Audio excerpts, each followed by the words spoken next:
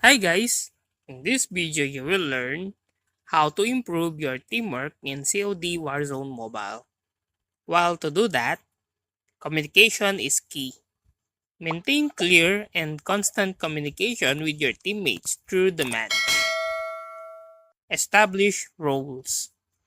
Assign roles within your team based on each player's strengths and preferences. Coordinate loadouts. Coordinate loadouts to cover a variety of roles and playstyles within the team. Stick together. Avoid straying too far from your teammates to ensure you can support each other when needed. Cover each other. Provide cover and assistance to your teammates during engagement and movement. Call out enemy positions.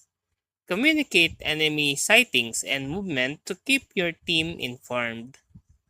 Share resources. Share ammunition, armor plates, and other resources with teammates to ensure everyone is adequately equipped.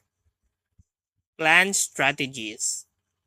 Discuss and plan strategies with your team before and during the match to coordinate your approach. Use tactical gear together. Coordinate the use of tactical gear such as smoke grenades and flashbangs to create openings or cover movements. Utilize score streaks as a team.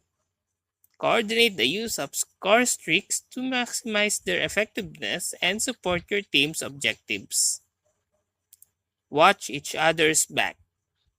Keep an eye on your teammates and watch their flanks to prevent ambushes. Respect each other's playstyle. Understand and respect each other's playstyle and adapt your tactics accordingly. Revive and reboot. Prioritize reviving downed teammates and rebooting eliminated teammates to keep your squad at full strength. Stay positive. Maintain a positive attitude and encourage your teammates, even during challenging moments. Learn from mistakes.